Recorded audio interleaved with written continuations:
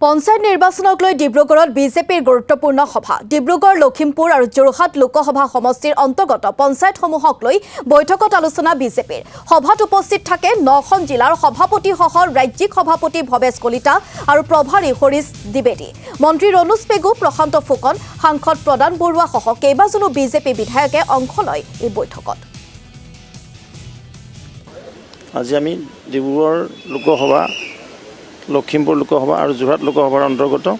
আটাইকেইখন জিলাৰ সাংগঠনিক জিলাৰ সন্মানীয় সভাপতি আমাৰ ৰাজ্যিক সমিতিৰ সন্মানীয় বিষয়ববীয়া সন্মানৰ সাংসদ বিধায়ক সন্মানৰ মন্ত্ৰী জ্যেষ্ঠ নেতৃবৃন্দৰ আমি আলোচনা হ'ম কিদৰে আমাৰ এই পঞ্চায়ত নিৰ্বাচনটো আমি সুকলমে পাৰ কৰিব পাৰোঁ লগতে পঞ্চায়ত সিস্টেমটো অকমান চেঞ্জ হৈছে এতিয়া পঞ্চায়ত সভাপতি ইলেকশ্যন নহয় গাঁও সভা হ'ব আৰু গাঁও সভা ইলেকশ্যনটো আমাৰ চিম্বললেছ হ'ব পলিটিকেল পাৰ্টি বেনাৰত নহয় এটো নিৰ্দলীয়ভাৱে হ'ব ইণ্ডিপেণ্ডেণ্টলি হ'ব কেৱল আঞ্চলিক পঞ্চায়তৰ সদস্য আৰু জিলা পৰিষদৰ সদস্যৰে নিৰ্বাচন পলিটিকেল পাৰ্টি বেনাৰত হ'ব ডিব্ৰুগড় জোনত আজি আমাৰ এখন গুৰুত্বপূৰ্ণ সভা হৈছে আমাৰ ৰাজ্যিক সভাপতি আহিব আমাৰ প্ৰভাৰী আহিব